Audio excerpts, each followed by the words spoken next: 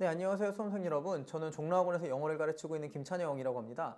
아마 이제 오늘 수능을 보기 전에 가장 중요하다라고 얘기를 할 수 있는 또 여러분들의 수시 원서랑도 관련돼서 이제 되게 중요하다고 할 수 있는 9월달 평가원 시험을 다들 보셨을 텐데요.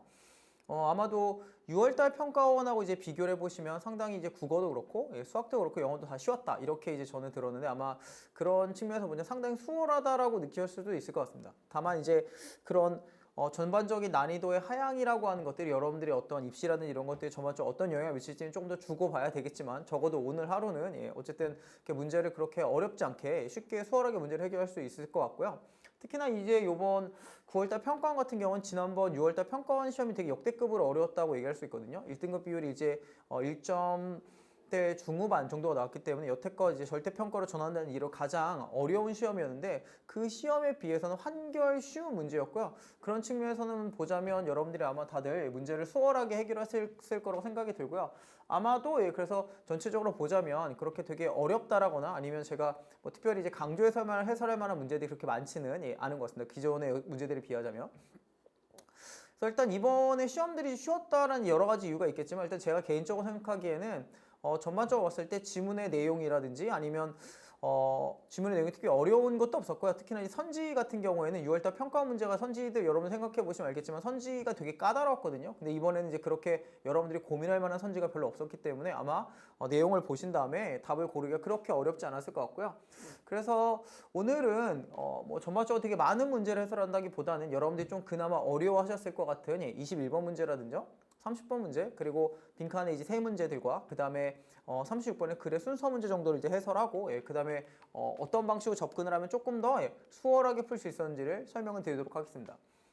일단 21번에 있는 함의 추론 문제를 보시면 일단 이 글은 보시면 알겠지만 내용 자체가 되게 어렵진 않습니다. 그리고 제가 예전에도 한번 설명드린 적이 있는 것 같지만 이런 함축 의미 추론 문제라고 하는 건 이 함축 의미 추론 문제가 속해 있는 범위가 바로 대입학 아니겠습니까? 그렇죠? 글의 전반적인 어떤 메시지들, 얘가 전반적으로 하고 싶어하는 내용들, 이제 이런 것들을 찾아주는 그런 문제들이 되겠고요.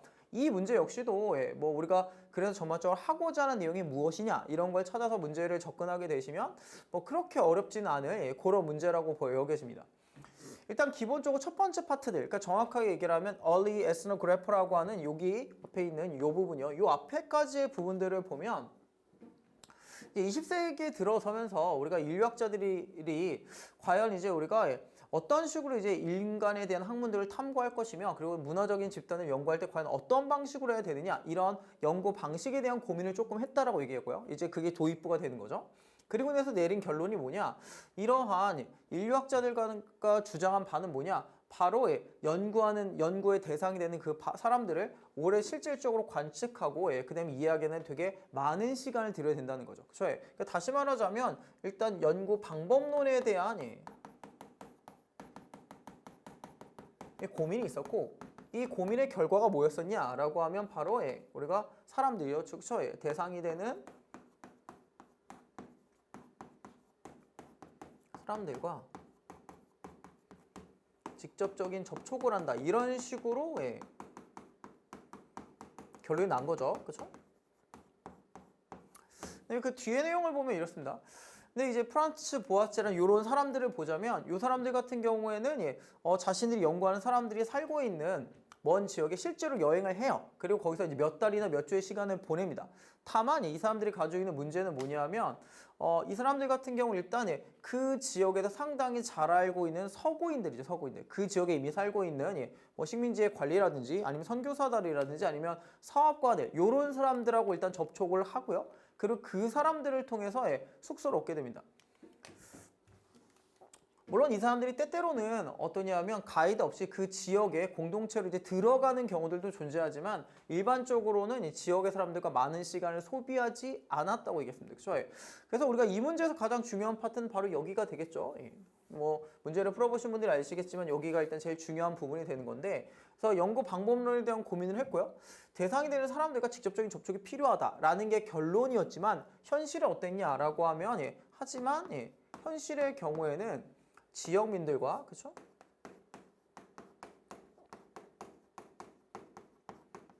접촉이 거의 없었다. 이런 식으로 결론이 나는 거죠. 그렇죠? 예. 따라서 그런 측면에서 보자면 그들의 관측이라고 하는 건 주로 뭐다? 예. 베란다에서 이루어졌답니다. 그렇죠? 예. 우리가 베란다에서 이루어졌다라고 하는 것들은 예, 뭐 정확하게 얘기하면 그 대상들과 밀접적인 접촉을 하지 않았다라는 거고요. 그래 전개 방식들을 보시면 알겠지만 예, 연구 방법에 대해서 고민을 하고 그래서 그 결과 직접적인 접촉을 하는 게 좋다라는 결론을 내렸지만 현실적으로는 그게 잘 안 됐다가 되는 거고요. 그래서 지역민들과 직접적인 접촉을 하지 않았다. 예, 제가 밑줄 친 이 부분이 이제 답에 대한 직접적인 근거라고 보시면 되겠고요. 이게 글의 전반적인 예, 주제의식들을 나타내주고 있는 그런 거라고 보시면 되겠죠. 따라서 우리가 여기까지만 찾으시면 무리 없이 여기까지의 내용만 잘 이해했다라고 한다면 답을 찾는 건 역시 또 그렇게 어렵진 않죠. 왜냐하면 이 선지들을 보면 알겠지만 특별히 뭐 우리가 매력적이라고 얘기할 수 있는 그런 오답의 선지가 있는 것도 아니고요. 단어들이 어려운 것도 아니기 때문에 우리가 여기 나오는 지역민들과의 접촉이 거의 없었다라는 걸 찾으시면 예, 바로 얘가 되겠죠. 그렇죠? 예, 연구하는 사람들과의 직접적인 접촉이 거의 없었다. 답이 그래서 3번이 되겠습니다. 그렇죠? 그래서 지난 6월달 평가원에 있었던 그 21번 문제랑 비교하자면 상당히 나누려고 낮다라는 것들을 쉽게 알 수가 있고요.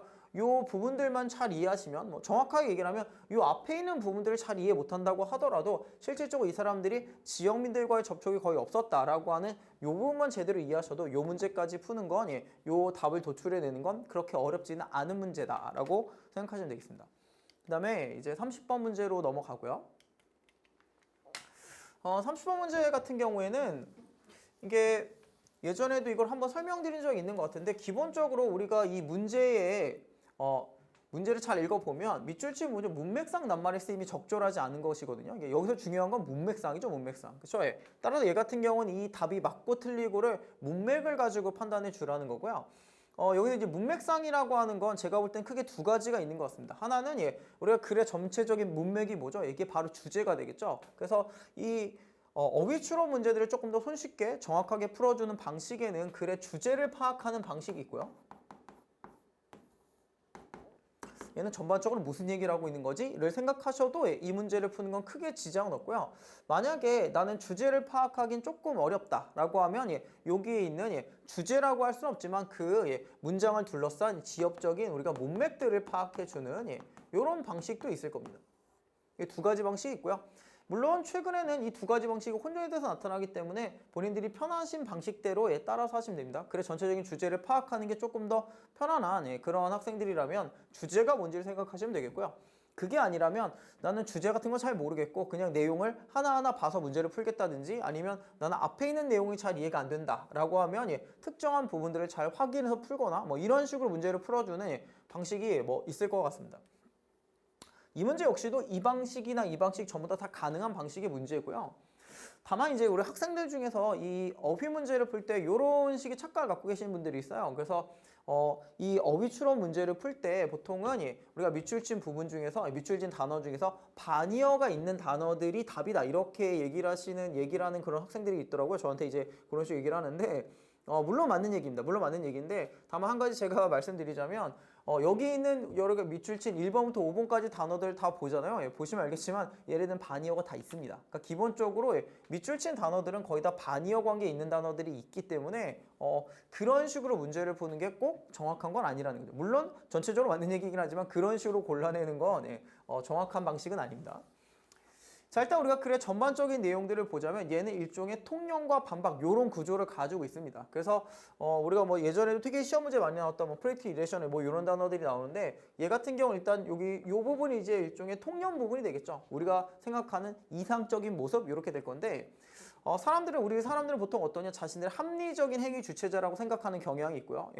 그리고 되게 신중하고 사고에서 되게 신중하고 사료가 되게 신중하다 이렇게 얘기를 하고요. 그러다 보니까 대단히 건전하고요. 믿을 만한 판단을 내릴 수 있다고 생각합니다. 그래서 보통 사람들은 자신들을 합리적인 행위 주체자라고 생각을 하고 그러다 보니까 우리는 관점의 어떤 특정한 견해 여러 가지 관점들을 다 여러 가지 측면들을 다 고려하고요. 이를 토대로 어떠냐 하면 정보의 근거를 둔 다시 말하면 대단히 현명한 판단을 현명하고 합리적인 판단을 내릴 수가 있다는 거죠.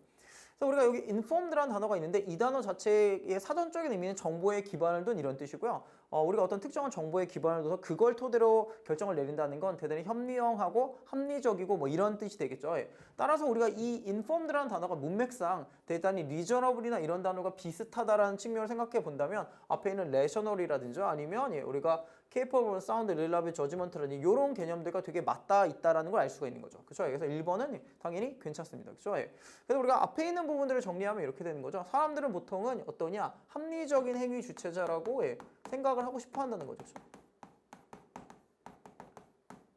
우리는 합리적인 행위 주체자다. 이렇게 생각을 하고 싶어 하지만, 그렇죠? 우리가 이 사람이 댄 에리얼리라는 사람이 얘기했던 것처럼 우리는 예측 가능하게 비합리적이다. 인간은 100% 합리적인 건 아니다 이거죠. 그렇죠? 그래서 합리적인 행위 주체자라고 생각을 하고 싶어 하지만 실제로는 어떠냐? 우리는 완벽하게 합리적인 건 아니라는 거죠. 그렇죠?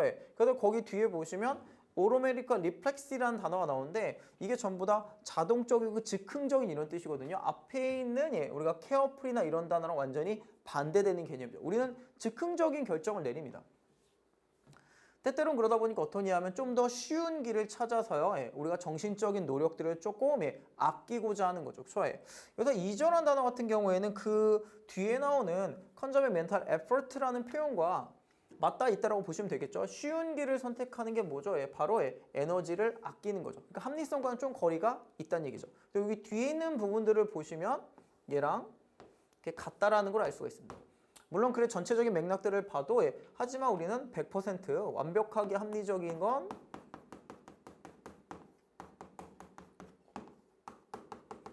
아니다라는 표현을 통해서도 우리가 이절한 단어 정도는 충분히 추론을 낼 수는 있습니다. 그리고요, 그 뒤에 있는 내용들도 이제 마찬가지로 전부 다 인간들은 어떠냐 하면 되게 합리적이다 이런 생각을 가지고 싶어 하지만 우리는 때때로는 스냅 저지먼트 같은 경우에는 우리가 순간적인 판단인 거죠. 그냥 순간적으로 충동적으로 판단을 내리기도 하고 때로는 판단을 아예 내리지도 않기도 한다. 뭐 이제 이런 식의 내용들이 나오는 거죠. 그렇죠? 그래서 우리가 가지고 있는 여러 가지 어떤 편향성이라고 하는 것들이 어떠냐 하면 되게 숙고하는 사고들을 금지시키고 얘를 못하게 한다, 압도한다 이런 얘기를 해줍니다. 자, 그 다음에요. 여기 뒤에 있는 걸 보면 우리가 직관적인 이론들, 그렇죠? 쉽게 말하면 직관적이니까 직관이겠죠. 인간의 직관이라고 하는 건 여러분도 아시겠지만 합리성과는 좀 거리가 멉니다. 우리가 되게 직관적이라고 하는 건 생각을 많이 하는 게 아니거든요. 그래서 이 직관적인 이론이라고 하는 것들이 정확한 과학적 설명의 수용을 방해한답니다. 그렇죠? 여기 나오는 직관이라고 하는 건 합리성과는 거리가 먼 거고요. 여기 보면 정확한 과학적 설명이라고 하는 건 얘는 뭐죠? 합리적인 설명인 거죠. 그죠? 얘를 이렇게 놓고 보면 직관이 합리적 설명을 수용하는 걸 방해한다. 쉽게 얘기하면 합리적 설명을 잘 못하게 한다가 되는 거니까 그래 전반적인 내용들을 고려한다든지 아니면 요 안에 문맥들을 봐도 이 acceptance라는 단어는 충분히 수용이 가능하다. 맞을 수 있다. 이런 걸 알 수가 있는 거죠. 따라서 이 사람이 얘기를 하는 건 뭐냐? 우리가 합리적인 행위 주체자라고 자꾸 생각하는데 그거 아니고 우리는 완벽하게 합리적인 건 아니다. 그래서 우리의 본성에 대해서 이해하는 것, 우리의 마음이 작동하는 방식이라든지 그리고 편향성이라고 하는 게 어떤 식으로 작동하는지 이해할 수 있다면 다시 말하자면 인간의 본질을 조금 더 명확하게 잘 안다면이 되겠죠. 여기까지 이제 인간의 본성을 이해할 수 있으면이라는 그런 거에 해당하는 거고요. 그럼 우리들 각각은요. 잘못된 오류가 있는 추론의 덜 대상이 된다고 했습니다. 그렇죠? subject to라고 하는 건 뭐뭐의 대상이 된다는 건데 오류가 있는 추론의 대상이 덜 된다는 얘기는 뭐죠? 우리가 오류가 있는 추론을 덜 하게 된다는 거죠. 쉽게 얘기하면 우리가 갖고 있는 어떤 편향성을 잘 이해가 된다면 오류가 있는 추론을 덜 하게 되고요. 그러면 조금 더 합리적이 되고요. 그리고 다른 사람들의 사고에서의 문제를 조금 더 잘 인식하게 된답니다. 사실 우리가 이 less subject to fallacious reasoning이라는 표현이 무슨 말인지 잘 모른다고 하더라도 여기를 보면 오류를 좀 덜 저지르는 거 아니겠습니까? 그렇죠? 그러면 이게 조금 더 합리적인 거고요. 그 다음에 다른 사람들의 사고의 문제를 좀 더 잘 인식하는 게 되겠죠. 다시 말하자면 요 4번 보기부터 시작해가지고 4번에는 여기 있는 얘랑 여기 뒤에 있는 내용들을 보면 이게 얼추 비슷한 내용이라고 볼 수가 있다는 거죠. 그래서 오류를 덜 저지른다. 다시 말하면 좀 더 합리적이다 같은 내용이고, 그러니까 얘네들이 연달아 오는 건 특별히 문제가 없는 거죠. 그렇죠? 그래서 얘 같은 경우에도 여기 안에 문맥들을 보게 되면 요 같은 문장 안에 있는 요 표현들을 보게 되면 요 내용과 요 내용들이 다 같아야 되는데, 여기 부분이요. 요 두 가지 부분들이 같은 의미를 설명하고 있기 때문에 얘는 less라는 단어 충분히 설명이 되는 거죠. 자, 그리고 우리가 앞에서부터 계속해서 무슨 얘기를 하고 있냐라고 하면, 사람들은 100% 합리적인 행위 주체자라고 생각을 하고 싶어 하지만 실제로 우리는 완벽하게 합리적이지 않은 거다 이렇게 설명을 했죠. 여기를 보시면 내재된 합리성, 우리의 정신적인 과정에 내재된 합리성을 이해하게 되면 우리는 다른 사람들에게 좀 더 효과적으로 알려줄 수 있는 능력을 증진시킬 수 있다가 되겠죠.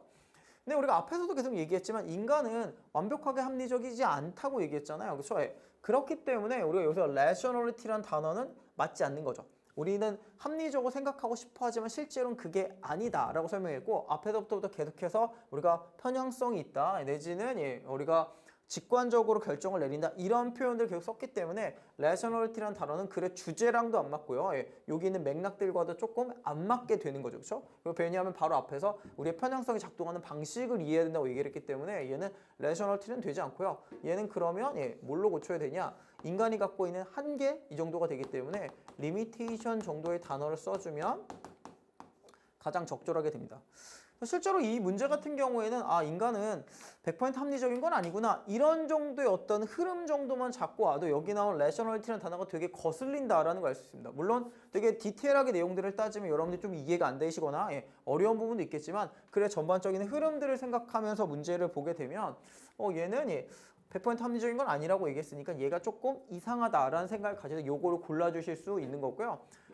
이런 문제들 같은 경우에는 아까 설명드렸지만 글의 주제를 파악하는 방식도 있고, 아니면 이렇게 맥락상에서 앞에 거에서 편향성이라고 얘기했었는데 여기서는 합리성을 얘기했으니 좀 이상하지 않나? 이런 식으로 풀어주는 방식들이 있는데 뭐 어느 쪽이든 편하지만 제가 개인적으로 볼 때는 이 문제 같은 경우에는 글의 전반적인 주제를 좀 이해하시면 좀 더 한결 쉽게 이해할 수 있지 않았을까 이렇게 생각이 듭니다.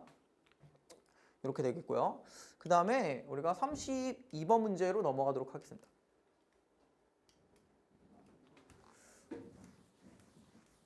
이 32번 문제를 보면 사실 이 문제 자체가 대단히 어렵냐라고 하면 그렇게 생각하지는 않고요.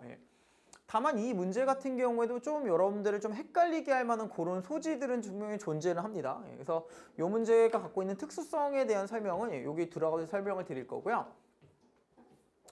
일단 처음에 보면 뭘로 시작했냐 하면 통신기술의 사용을 결정하는 요소들 중에 하나가 바로 뭐냐, 우리가 그 인력이라든지 장비에 투자된 장비에 이루어진 투자의 종류다 이렇게 얘기했습니다. 그리고 누가 그걸 만들었는지, 다시 말하고 누가 그걸 만들었고요. 그리고 걔네들이 그것에 대가로 뭘 원하는지가 문제라고 얘기했습니다. 그래서 여기 얘기를 한 건 통신기술에서 사용한 건 통신기술의 사용에서 중요한 요소가 바로 뭐다? 투자의 종류다 이렇게 얘기를 했습니다. 일단 아직까지는 이것만 가지고는 무슨 얘기인지 잘 모르시겠죠? 그렇죠? 하지만 얘는 이 뒤에서 충분히 설명을 해주고 있고요. 여기 특히나 이제 빈칸 뒤에 있는 요 뒤에 부분, because 이하의 부분들을 보면 얘가 어떤 의도를 가지고 이런 얘기를 했는지를 충분히 이해할 수 있습니다.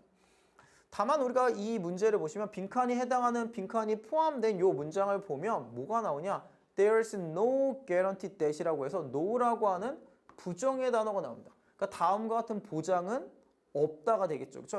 그럼 다시 말하자면 얘 같은 경우에는 블랭크의 내용이라는 보장이 없다는 거고, 이 뒤에 나올 내용들은 지금 얘를 설명하는 거기 때문에 얘는 우리가 잘 알고 있는 일종의 역방향 보기의 문제가 된다는 거죠. 그래서 no라는 단어가 있고 no guarantee라는 표현이 있기 때문에 얘는 글의 전반적인 맥락들, 특히나 이제 여기 있는 내용과는 반대가 된다라고 생각하시고 문제를 보셔야 돼요. 그렇지 않으면 얘가 답이 없다고 느껴질 수가 있습니다. 자, 그래서 투자라고 하는 게 반드시 어떠냐면 다음과 같은 통신의 형태로 이루어지진 않는다고 얘기했습니다. 그렇죠? 여기도 이제 투자 얘기가 나오죠. 아까 얘기했지만 투자의 종류가 중요하다라고 얘기했었는데, 우리가 투자라고 하는 게 반드시 다음과 같은 형태가 되지는 않을 거다라고 얘기했습니다. 뒤에 거를 보면 뒤에서 이제 공통으로 이제 겹치는 내용들이 있거든요. 여기 왜냐하면 여기 for example이라는 표현이 있기 때문에 여기 나오는 요 두 번째 빈칸 뒤에서 첫 번째와 두 번째 했을 때 요 두 번째 문장부터가 앞에 있는 걸 설명해 주겠죠. 여기를 보면 이제 이 빈칸 뒤에 있는 비코지의 문장을 보면 기본적으로 투자 펀드의 어떤 소유라고 하는 것들이요. 기본적으로 상업적인 조직들이, 그러니까 회사들한테 있어요. 일단 체크는 여기 해주시면 되겠죠. 상업적인 조직의 손에 있다. 상업조직 조직들이 가장 관심이 있는 건 뭐죠? 예, 바로 뒤에 있는 거겠죠. 예, 그래서 우리가 통신 인프라스트럭처 사회 기반 시설의 근대화라고 하는 건 발생한다. 뭐에 기초해서만요? 예, 우리가 잠재적 수익성에만 기초해서 발생하게 된다는 거죠. 기본적으로 통신에 대한 여러 가지 투자들이 기업들이 하고 있기 때문에 얘네들은 뭐가 관심이 있다? 바로 수익성에만 관심이 있다고 얘기했습니다. 그렇죠? 예. 그러니까 돈을 얼마나 잘 벌 수 있을 것인가, 요거가 중요하다는 얘기고요. 예를 들자면 우리가 아프리카 대륙을 가로지르는 광섬유 조직을 한번 우리가 통신망을 한번 생각해 보자는 거죠. 그렇죠? 많은 국가들이 여기에, 아프리카 국가들이 여기에 개입해 있고요. 그렇죠? 예. 그다음에 개입을 해 있지만 얘가 운영되는 이런 구조들을 보게 되면 누구한테 어떤 식으로 돼 있냐? 바로 이렇게 됩니다. 여기 보시면 접근에 대해서 수익을 우리가 돈을 지불할 수 있는 사람들에게만 우리가 해당 사항이 있다고 얘기했어요. 아까 보면 potential profitability라는 단어가 나왔고요. 그렇죠? 잠재적 수익성. 그 다음에 다시 말하자면 돈을 낼 수 있는 애들한테만 얘가 접근이 가능하다는 얘기죠. 돈을 내야만 가능하다. 자, 그래서 기본적으로 내가 얘네들을 교육이나 정보의 목적으로 쓰고는 싶어. 많은 국가들이. 그렇죠? 하지만 얘네들은 얘가 너무 비싸기 때문에 여기에 접근할 수가 없다고 얘기했습니다. 그렇죠? 여기에서도 우리가 나돈이 이하의 문장을 체크를 해주시면 되겠죠. 그렇죠? 아까 얘기했지만 투자의 성격이 되게 중요하다고 얘기했었는데, 그렇죠? 투자의 성격, 투자의 종류가 되게 중요하다고 얘기했었고요. 그 다음에 우리가 기업들이 주로 하다 보니까 기업들, 그렇죠? 얘네들은 수익성에만 집중하고 있다. 따라서 돈을 지불해야만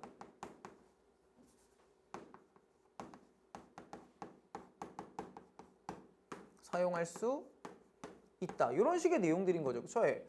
따라서 우리가 여기까지의 내용만 봐도요. 충분히 이제 이해할 수가 있는 거죠. 그렇죠?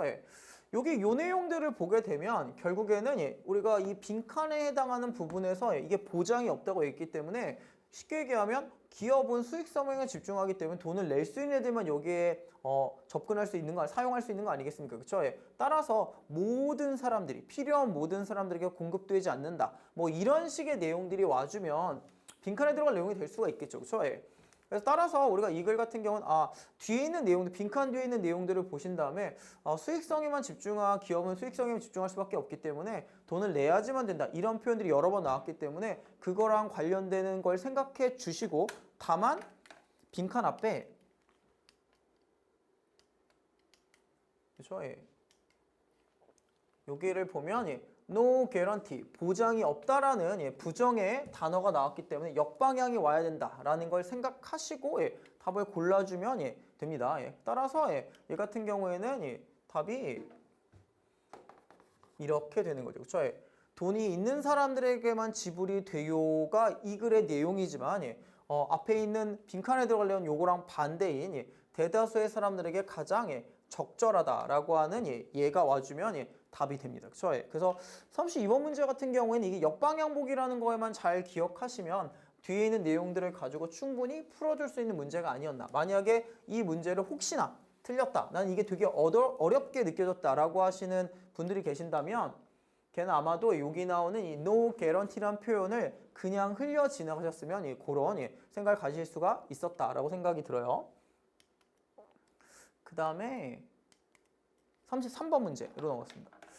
33번 문제 같은 경우에는 요 문제 같은 경우에는 사실 뭐 내용을 잘 파악하면 풀 수가 있는데, 요 문제가 어떤 특징을 갖고 있냐면 글의 전반적인 주제를, 그러니까 글에서 전체적으로 얘기하는 주제를 얘기를 한다라기보다는 여기 빈칸 이후의 내용에 집중해야지만 조금 더 쉽게 풀 수가 있고요. 그러니까 좀 더 정확하게 얘기를 하면 글의 주제가 아니라 주제 밑에 있는 하위 개념, 이런 걸 이제 설명하는 문제라고 생각해 주시면 돼요. 그러니까 답에서 요구하는 건 그런 겁니다.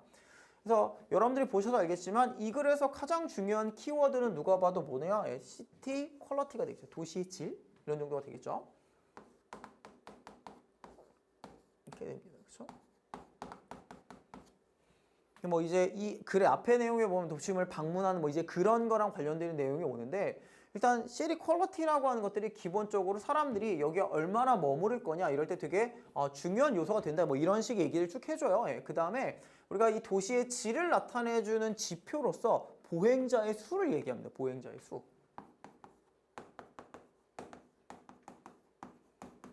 그래서 이 보행자의 수랑 관련돼서 이 글이 하는 얘기는 뭐냐? 보행자의 수가 많은 것들은 오히려 도시의 질이 별로 좋지 않다는 거고요. 오히려 걸어다니는 사람들이 많이 없는 것들, 그렇죠? 이런 것들이 도시의 질이 조금 더 좋다 이런 걸 설명하는 그런 내용입니다. 여기를 보면 도시에 많은 보행자가 있다는 게 반드시 도심의 질이 좋다는 걸 의미하지는 않는다는 거죠. 우리가 보통 사람들이 도시를 되게 많이 거닐게 되면 도시 경관이 아름답다거나 아니면 도시가 되게 살기 좋다. 뭐 요즘 이제 마라톤 뭐 이제 러닝이나 이런 게 요새 한창 붐이기 때문에 그런 걸 생각하게 되면 도시가 달리거나 걷기에 되게 좋은 거 아닌가? 그럼 살기에 좋은 동네가 아닌가요? 이렇게 생각할 수도 있겠지만 꼭 그런 건 아니라는 거죠. 그래서 거기를 보면 사람들이 돌아다니는 게 뭐냐면 충분한 우리가 대중교통이 마련되어 있지 않다거나 아니면 주요한 도시의 거점들 사이에서 거리가 되게 길다거나 이런 걸 의미할 수도 있다는 거죠. 그렇죠? 그래서 보행자의 수가 많은 것들이 어떠냐? 예. 보행자의 수가 많은 것들이 반드시 도시의 시티의 퀄리티가 높다는 걸 의미하지는 않을 수도 있다고 얘기했습니다. 그렇죠? 이렇지 않을 수 있다. 오히려 다음과 주장할 수도 있어요. 사람들이 많이 걷지 않는 도시들, 그러니까 보행자의 수가 많지 않은 거죠. 보행자의 수가 많지 않은 것들이 적은 거죠. 이게 오히려 도시의 퀄리티가 더 좋다는 걸 의미할 수도 있다는 거죠. 그렇죠? 그리고 그거에 대한 사례로 바로 로마가 나옵니다. 그래서 로마 같은 도시들 같은 경우에는 어떤 특징들이 있냐라고 했을 때 예를 보시면 문장 전체의 구조는 이렇게 체크를 해두시면 얘가 이때 강조용법이 됩니다. 그래서 이런 도시들의 가장 중요한 특징들은 뭐냐? 사람들이 걷는 게 아니라 아주 많은 사람들의 숫자들이요. 광장 이런 데 모여 서 있거나 아니면 앉아 있습니다. 그렇죠? 이런 게 가장 눈에 두드러지는 특징이라는 거죠. 그럼 이 사람들은 왜 광장이나 이런 데 계속 앉아 있죠? 이렇게 되는 거고요. It's not due to necessity입니다. 우리가 필요에 의해서 그런 거라기보다는 블랭크다라고 얘기했었고요. 이 블랭크에 대한 설명은 앞에는 지금 없습니다. 얘는 이 부분에 대한 설명은 바로 어디 나오냐? 바로 이 뒷부분에 나오게 되는 거예요. 바로 이 부분. 그럼 사람들이 왜 이렇게 걸어다니고 서 있거나 아니면 앉아 있게 되냐라고 했을 때 바로 이런 거죠. 우리가 머무르게 만드는 아주 많은 매력적인 요소가 있게 되면, 그렇죠? 이런 도시, 그러니까 되게 매력적인 공간들이 많아서 앉아서 구경하거나 아니면 서서 구경하거나 이제 이런 것들을 하게 되는 그런 요소들이 되게 많으면 도시 공간 내에서 계속해서 움직이기가 대단히 쉽지 않다는 거죠. 그렇죠? 뭐 우리가 뭐죠? 뭐 백화점이나 이렇게 갔을 때 내가 사고 싶은 물건이 되게 많으면 걸어다니기가 쉽지 않고 이게 앉기는 좀 그렇지만 서서 구경하거나 이런 일들이 되게 많잖아요. 그런 거랑 똑같다고 생각하시면 돼요. 되게 매력적인 요소들이 많으면 걸어다니기가 쉽지 않다. 왜냐하면 걔를 서서 봐야 되니까 이런 거고요. 대조적으로 보자면 사람들이 걸어서 지나가지만 그냥 멈추거나 머무르진 않는 그런 많은 새로운 지역들도 구역들도 존재할 수 있다는 거죠. 그러니까 이 사람이 얘기하는 건 보행자의 수가 적다. 쉽게 말하면 사람들이 걸어다니지 않는다는 게 도시의 질이 높다는 걸 보여주는 그 이유는 뭐냐? 여기에는 우리가 봐야 할 것들이 되게 많다. 그렇죠? 사람들을 끄는 매력적인 요소들이 있다라는 걸 설명해 준다는 거죠. 그렇죠? 그래서 얘 같은 경우에는 이 빈칸에 들어갈 내용들은 이렇게부터 시작되는 이게 내려오는 내용이죠. 여기 내려오는 도시의 질이라고 하는 것들이 보행자의 수를 보면 알 수 있는데 보행자의 숫자가 많다고 해서 도시의 질이 꼭 높은 건 아니다. 오히려 보행자의 수가 적은 게 도시의 질이 좋다는 걸 보여주는데 그 이유는 뭐냐? 사람들이 구경거리가 되게 많고 매력적인 요소가 되게 많으면 잘 안 걸어 다녀. 걔네들을 보통 앉아서 보게 돼 있어 정도가 되는 거죠. 그렇죠? 따라서 이 빈칸에 들어갈 내용들에 대한 직접적인 힌트는 바로 뒤에 있고요. 이 뒤에 있는 내용들을 요약하게 되면 잘 정리하면 사람들이 구경하거나 사람들이 보고 싶은 것들이 되게 많게 되면 돌아다니기가 쉽지 않다 정도로 정리할 수가 있겠죠. 그래서 그거랑 관련된 내용들을 찾아주시면 되는데 그게 바로 몇 번이냐라고 하면 답은 1번이 되겠습니다. 그래서 도시의 질이라는 게 상당히 매력적이다 정도가 되겠죠. 그래서 얘 같은 경우에는 그 도시 자체가 되게 매력적인 공간들이 많으면 사람들이 돌아다니지 않는다 정도를 설명하는 거고요. 사실 이 문제가 혹시라도 되게 까다롭게 느껴졌다고 한다면 그거는 딱 한 가지. 이 선지 자체가 여러분들이 생각했던 거랑 정확하게 일치하지 않을 경우엔 그럴 수도 있어요. 저는 개인적으로 이 문제 같은 경우에는 선지 분석이 조금 문제가 될 수 있는 그런 문제라고 생각하는데 답에 대한 근거는 여기에 보시면 찾아줄 수는 있거든요. 읽어보시면. 물론 이 앞에 있는 내용이 잘 이해가 안 될 수도 있겠지만 여기를 보면 뭔가 매력적인 공간들이 많으면 사람들이 잘 안 걸어 다니는구나 정도까지는 찾아줄 수가 있는데 그 매력적인 공간이 존재한다는 걸 얘는 이렇게 설명했다라는 거 이렇게 이해하시면 되겠고요. 사실 이런 선지 분석의 문제로서 여러분들이 가장 고민거리를 안겨줄 수 있는 문제는 저는 개인적으로 바로 얘라고 생각합니다. 아마도 제가 생각할 때는 오늘 봤던 9월 평가원 문제 중에서 가장 까다로운 문제를 꼽으라고 한다면 아마 얘가 될 것 같은데 사실 내용 자체는 뭐 그렇게 어려운 건 아닙니다. 그래서 이거는 뭐 글의 내용들을 보면 인간은 뭐 사회적 존재다 보니까 혼자서는 살 수 없다 뭐 이제 이런 식의 내용들이 나오죠. 물론 중간에 이제 루소 같은 이런 철학자들 같은 경우에는 뭔가 개인들이 혼자서 살고 그다음에 뭔가 조금 문명의 때가 묻지 않고 뭐 이런 것들을 좋아하긴 했지만 그런 걸 선호하긴 했지만 일단 그런 건 현실적이지 않다 뭐 이런 내용들이기 때문에 글의 전반적인 맥락들을 파악하는 건 그렇게 어렵진 않을 것 같아요. 왜냐하면 우리가 비슷하게 겹치는 단어들 되게 많거든요. 다만 그것들을 토대로 해서 답을 찾는 거는 조금 이제 별개의 문제라고 느껴지고요. 일단 글을 전반적으로 설명한 다음에 좀 더 간단하게 풀어드리는 방식들, 여러분들 답을 찾는 조금 도움이 되는 방식들을 그 이후에 설명하도록 하겠습니다. 자, 여기를 보면 사람들이 다른 사람들을 필요로 하다. 다시 말하면 인간은 사회적 존재다. 혼자 살 수 없죠. 이런 것들 뭐 그렇게 뭐 뉴스거리에 얘기할 수 없어요. 이건 누구나 다 아는 얘기이기 때문에. 하지만 루소에게는 이러한 의존성, 이 의존성이 뭐죠? 바로 다른 사람들을 필요로 하는 거죠. 누군가를 필요로 한다는 것들이 단순히 뭐 사랑이라든지 아니면 뭐 우리가 동료가 필요하다 이런 걸 넘어서서 인간이 되어가는 바로 그 과정까지 넘어간다고 얘기했습니다. 다시 말하면 다른 사람들이 필요하다라고 하는 건 단순히 뭐 외로워요 이런 문제가 아니라 인간이 되어가는 그런 과정과도 연결되는 되게 본질적인 부분이라는 거죠. 그런 의미에서 루소라는 사람은 뭐라고 생각했냐? 사람들은 태어나는 게 아니라 만들어진다. 만들어진다는 거죠. 후천적으로 다른 사람들과 살아가는 게 되게 중요하다. 이런 걸 설명하는 거죠. 그래서 기본적으로 각각의 개인이라고 하는 건 일종의 잠재력의 다발이라고 볼 수 있는데 이 잠재력이 실현되는지 여부는 바로 뭐가 필요하냐? 다른 사람들의 적극적인 개입이 필요하다고 얘기했습니다. 그렇죠. 알겠지만 사람들이 다른 사람들을 필요로 한다. 이러한 의존성, 타인에 대한 의존성이죠. 다른 사람들의 개입 전부 다 같은 개념들을 설명해 줍니다. 따라서 자기개발이라고 하는 건 어떻다? 사회적 과정이라고 해서 사회적 과정이라는 건 혼자 할 수 없는 거죠. 그렇죠? 개인은 혼자서는 살 수 없다. 이런 걸 계속 설명해 주는 거예요.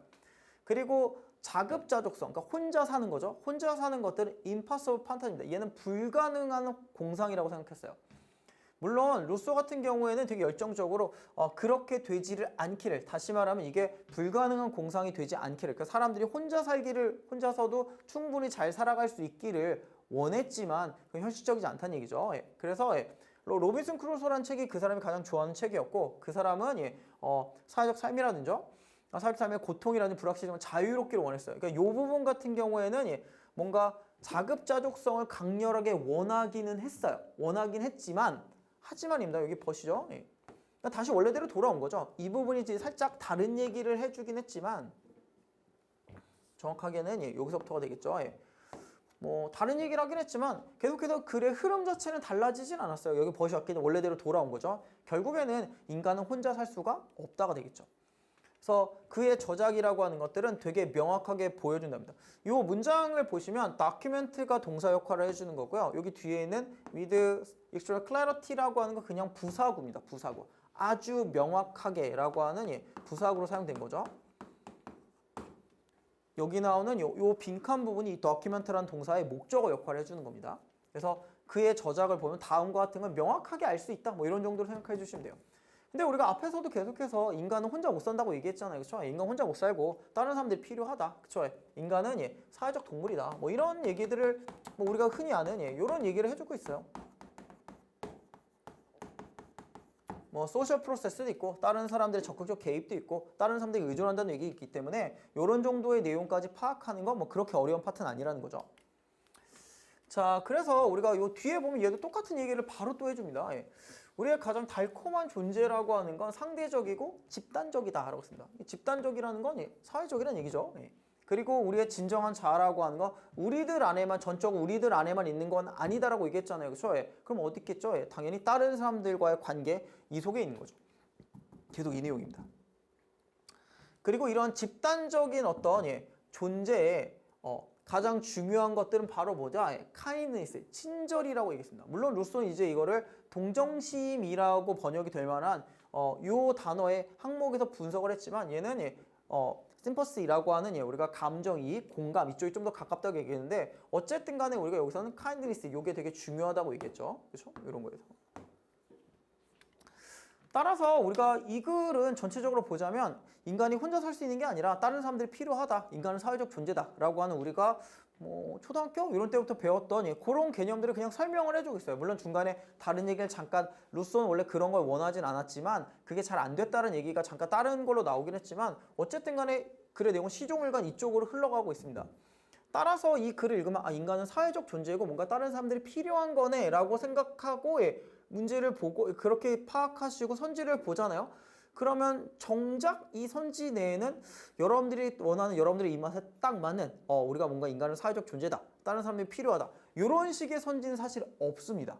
없기 때문에 이 경우에는 결국에 속어법을 활용하시거나 이럴 수밖에 없겠죠. 아니면 문맥을 얘는 이 선지의 내용들을 보면서 이제 어떤 걸 볼 거냐 이제 이렇게 해야 되겠지만 일단 기본적으로 뭐 내용들을 보면서 선지를 하나하나 지워가는 방식으로 먼저 하면 이렇게 되는 거죠. 일단 1번 보기 같은 경우 인간의 본성을 이해하기 위해서는 철학이 필요하다. 뭐 당연히 아니겠죠. 얘는 뭐 아예 상관이 없고요.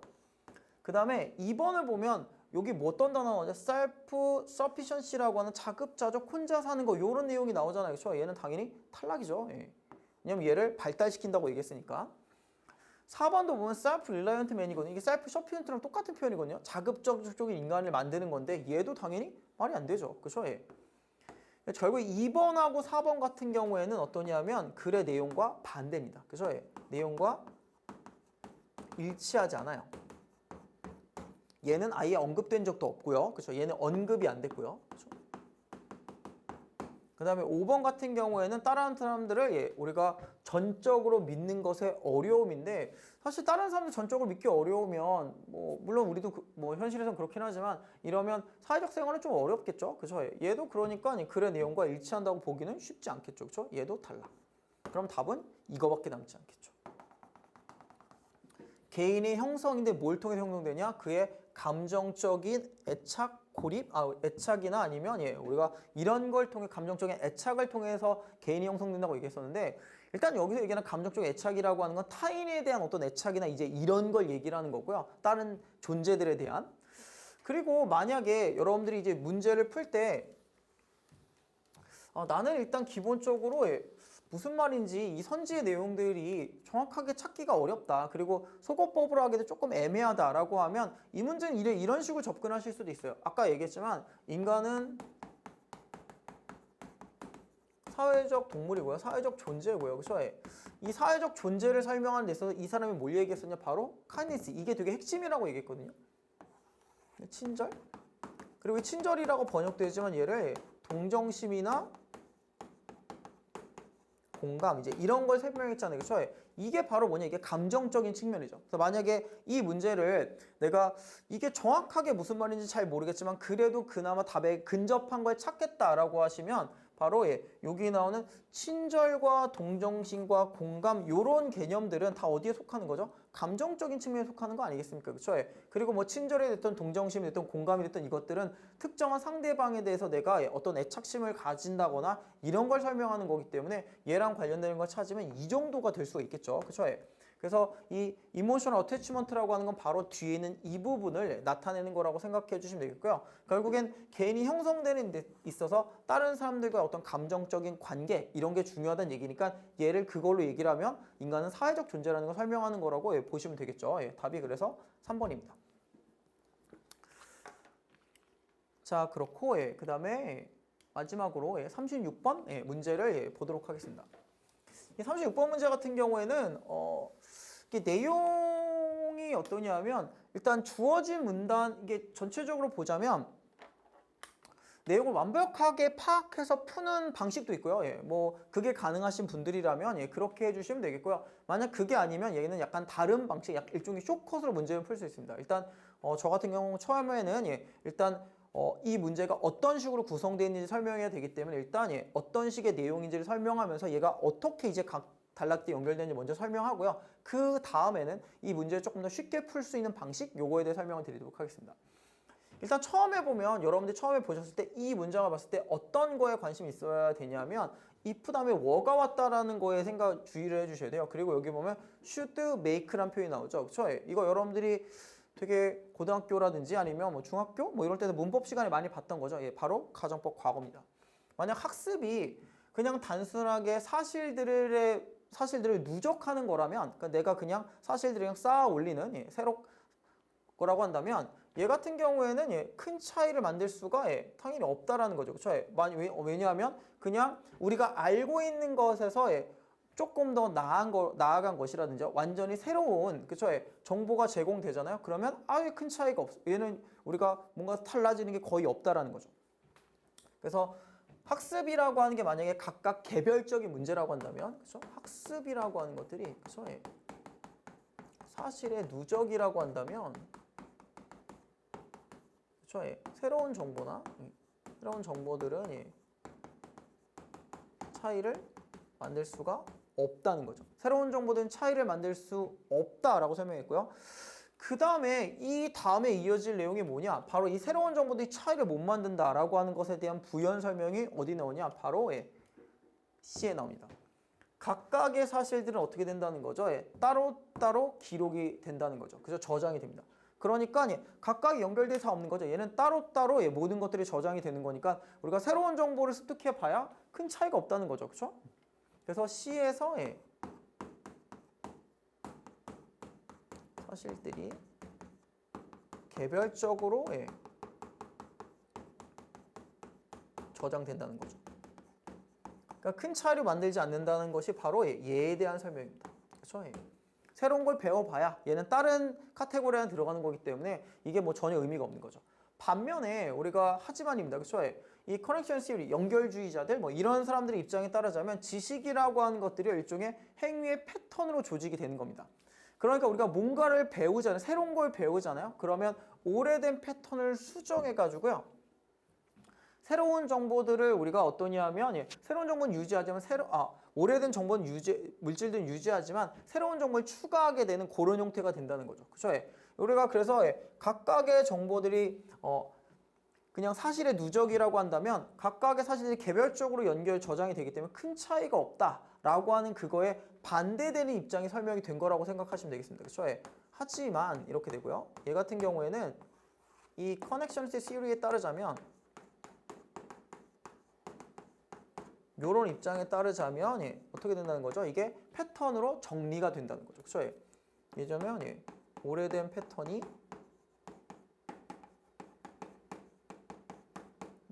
조정된다 이렇게 얘기했습니다. 그렇죠?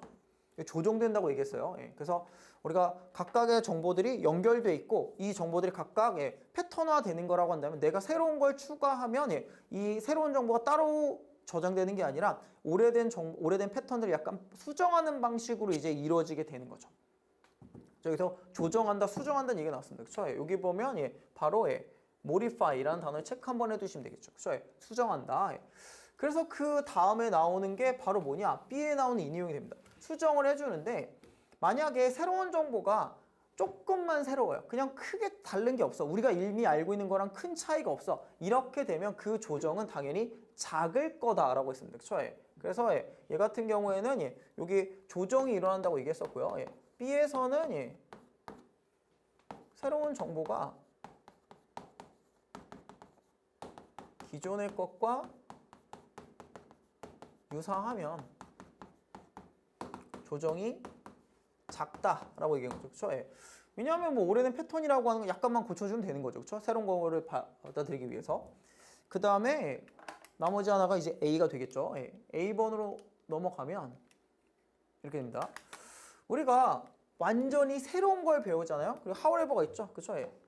완전히 새로운 걸 배우게 되면, 그쵸? 완전히 새로운 정보입니다.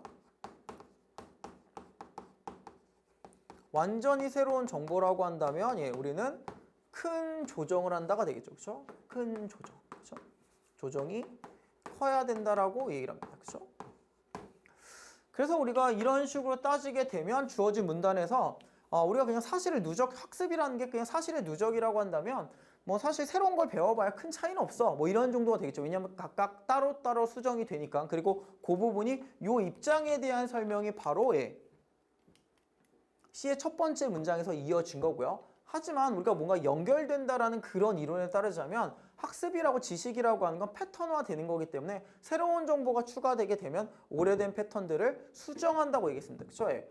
그래서 그 수정의 정도라고 하는 것들이 뭐 우리가 약간만 새로운 정보라고 한다면 그 조정이나 수정의 정도가 당연히 작을 거고요.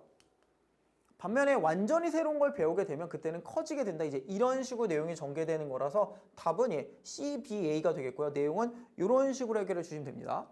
만약에 근데 나는 이런 식으로 내용을 다 이해해서 풀기는 좀 그렇고 좀 더 빠른 방식으로 내지는 좀 더 손쉬운 방식으로 문제를 푼다면 어떻게 될 거냐? 아마 대부분의 학생들이 여기를 읽은 다음에 첫 번째 A번을 읽겠죠? 그쵸? A번의 첫 번째 문장을 읽게 되면 however라는 표현이 나오고요. 그러나죠. 앞에 거랑 이제 반대된 내용입니다.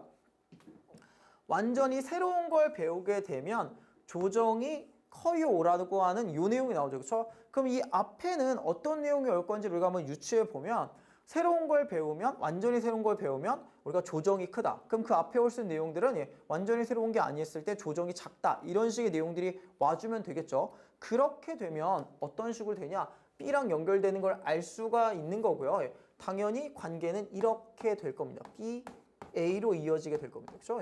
여기까지는 찾아주실 수가 있겠죠. 그럼 이제 문제는 과연 C가 앞에 올 거냐 뒤에 올 거냐인 건데 얘로 C가 어디에 위치할지를 찾는 방식은 저는 크게 두 가지 있다고 생각해요. 하나는 뭐냐? 여기 나오는 modify라는 단어를 통해서 우리가 오래된 패턴을 수정한다라는 단어를 통해서 이 단어랑 이 단어를 연결시켜서 문제를 풀어주는 방식이 있을 수도 있고요. 하나는 이거보다 조금 더 직관적인 방식은 뭐냐? It's fact라는 표현이 있죠. C 앞에. 각각의 사실들인데 그러면 이 앞에는 뭐가 나와야 되죠? 당연히 사실에 대한 언급은 나왔어야 되죠. 그렇죠? 근데 이 사실에 대한 언급이 어디에 있었냐라고 하면 바로 여기에 있었습니다. list of facts라는 표현이 있었기 때문에 그러면 요거랑 연결시켜서 우리가 C를 찾아주는 방식도 있겠죠. 아마도 제가 생각할 때는 이치 팩트를 바로 나는 C가 바로 처음에 온다는 걸 아셨던 분들이 한다면 아마 여기에 차가 났을 것 같은데 그러면 이런 식으로 답이 될 수밖에 없겠죠. 그렇죠? 그래서 얘는 A번의 내용을 가지고 앞의 내용을 추론해서 B를 찾아주고요. 그 다음에 C의 처음에 있는 이치 팩트를 가지고 앞에 있는 얘랑 연결시켜서 문제를 풀어주면 좀 더 손쉽게 풀어주실 수 있을 거라고 생각이 듭니다. 사실 뭐 이거 말고도 뭐 다른 문제들도 좀 까다롭게 느끼실 수 있지만 그걸 제외한 뭐 문장의 삽입이라든지 이런 문제들은 좀 상대적으로 수월했기 때문에 오히려 빈칸 문제 쪽이 조금 더 까다롭기 때문에 이제 이런 거에 집중해서 설명을 드렸고요. 아마 이번 시험을 보셨으면 6월달이 너무 어려웠기 때문에 그리고 7월달도 6월달에 비해서는 좀 수월했지만 그래도 조금 이제 뭐 좀 까다로운 그런 문제들이 있었거든요. 근데 그런 것들과 비교하면 상대적으로 이번에는 좀 더 많이 수월하게 느껴질 수 있을 거라고 생각이 듭니다. 다만 이 9월달 평가원의 이 시험이 그렇죠? 이처럼 이제 좀 쉬웠던 이 출제 기조가 평가 여러분들에게 정말 가장 중요하다고 얘기를 할 수 있는 수능에도 그대로 이어질 것이냐 아니면 좀 달라질 것이냐라고 하는 건 뭐 아마도 지금처럼 뭐 국어도 쉽고 영어도 쉽고 수학도 쉽고 모든 과목이 다 쉬운 건 사실 좀 쉽진 않을 것 같고요. 제 생각에는 뭐 6월달만큼은 어렵지 않다고 하더라도 영어가 어느 정도는 조금 까다롭게 출제될 수도 있다. 지금처럼 꼭 반드시 쉽게 출제될 거라는 낙관론을 가지시기보다는 기본적으로 조금 어렵게 지금보다는 조금 더 어렵게 출제될 수 있다라는 걸 생각하셔가지고 거기에 맞춰서 학습 전략을 잡으시는 게 맞는 것 같고요. 사실 남은 시간이 이제 그렇게 많이 남지 않았거든요. 그래서 그 얼마 안 남은 시간 동안에 모든 과목들을 조금씩은 다 해주시는 게 필요하고 그리고 이번 9월달 성적이 물론 여러분들의 입시에서 되게 중요한 비중을 차지하는 건 맞지만 그걸로 여러분들이 대학교를 가거나 이런 건 아니기 때문에 이번 성적이 뭐 잘 나오신 분들은 너무 이제 좋은 일이고요. 반면에 본인의 기대치보다 살짝 낮거나 남들이 쉬웠다고 하는데 난 너무 어렵게 느껴졌는데 이런 분들이라면 그 부족한 과목들을 채워가는 그런 과정을 생각하셔서 남은 기간 동안에 공부에 좀 더 집중하시면 아마 정작 수능에서는 여러분들이 다 원하시는 결과를 얻으실 수 있을 거라고 생각이 들고요. 남은 기간 동안에 다들 열심히 하시기를 바라겠습니다. 일단 저는 오늘 여기까지 하도록 하겠습니다. 수고하셨습니다.